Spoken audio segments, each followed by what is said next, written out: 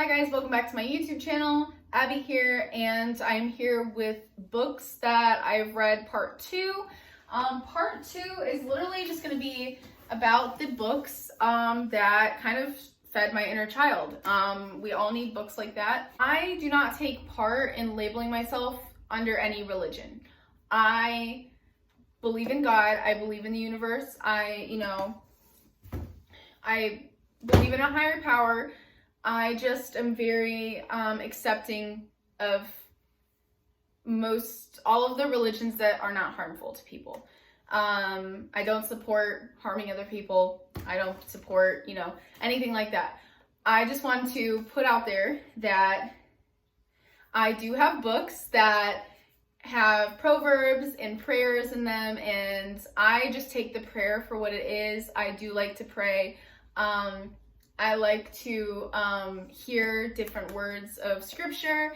There's a lot of other books out there that have prayers from different religions, and I just use my intuition, and if it's something that's feeding my life and feeding love and giving good insight, I don't really care. I don't care what it's labeled.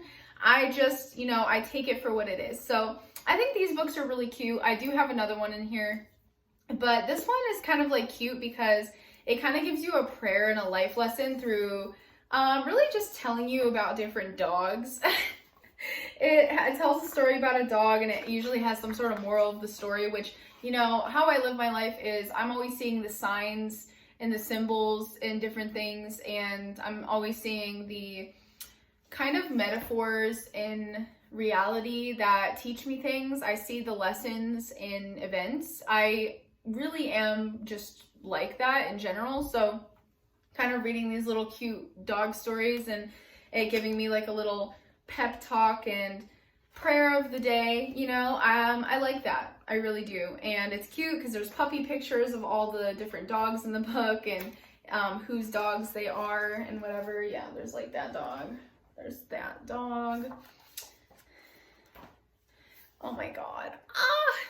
Yeah, so this is cute because it's like a way of like kind of practicing your morals and your values, but it's it does it in a fun way. It kind of reminds you of what's important in a cute like way. It's kind of like how you trick your kid into like learning lessons that it doesn't want to learn. You put cute puppy pictures next to it and give them candy. I don't know.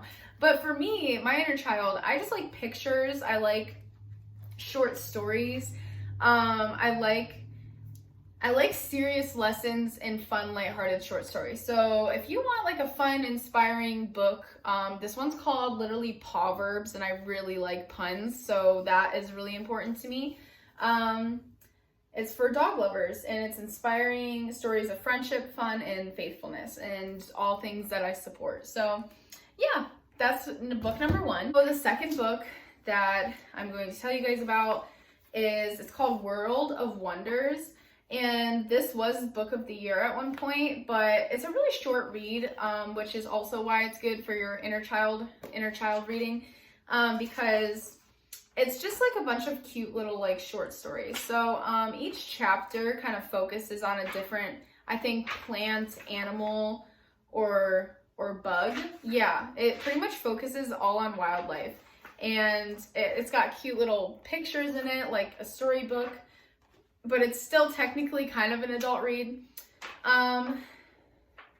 Yeah, and this literally, if I were to describe this book in a phrase, I would literally describe it by childhood nostalgia. It literally takes like all the best parts of your childhood, like the simple moments growing up, and puts it into stories that you can relate with. And this book, I would kind of put this under spirituality, but it's kind of a kid, like under a child's book. It kind of talks about problems in the world in a really simple, healing way. Like it encodes the issues that our world has while it's bringing you back to your childhood. Pretty much like I said earlier, when I am outside and I see certain bugs, I see certain animals, birds, trees, different signs in nature, I can see and feel the energy in a way that it communicates to me. I feel like nature communicates with us. We can communicate with each other unspokenly. Like there's an unspoken language of the world that we all have the potential to be able to speak and communicate. And I feel like a lot of it is lost in the noise. A lot of it's lost in the modern ways of living, through overstimulation, through just a lot of heavy negativity and disconnection. And yeah, so this book just kind of makes you feel like you are, it's a very grounding book. I would say that this book is grounding.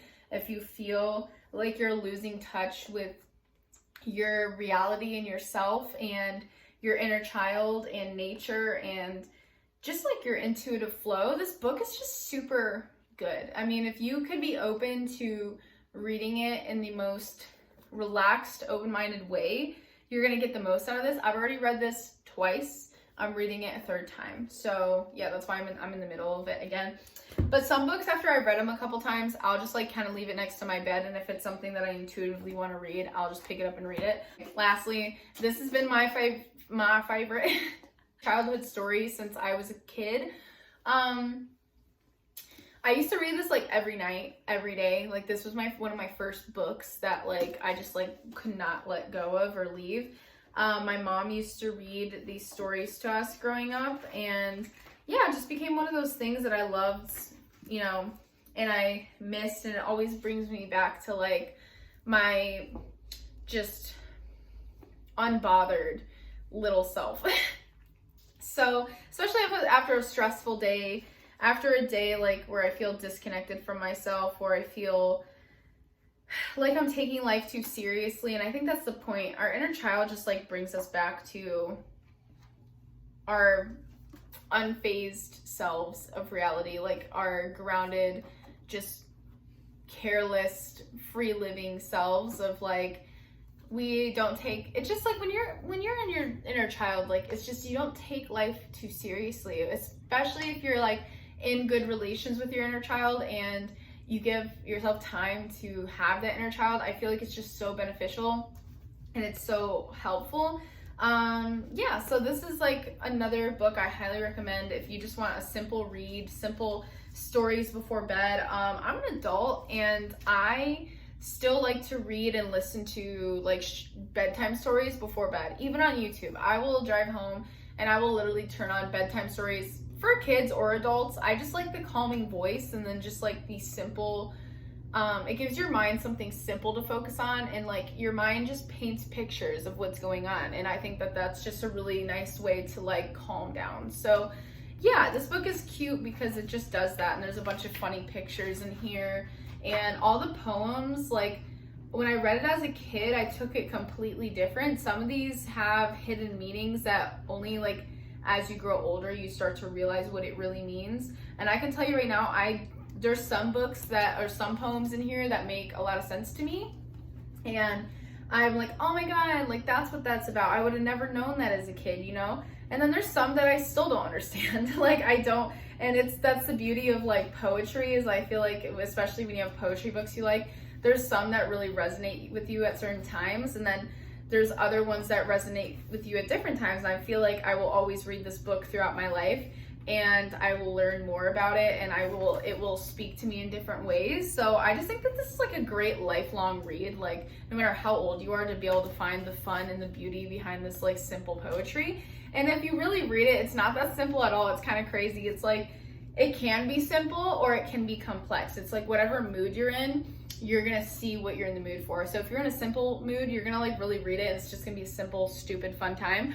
And if you're in a complex state of mind, you're gonna see like the funny hidden meanings of the poetry. So yeah, this is my favorite poem out of the whole thing. When I was a little girl, I was obsessed with unicorns, and I'm sure every little girl was, but I was like, I had an unhealthy obsession. Like every unicorn I saw, I wanted it. But I'm sure that's every little girl again. So it was always something.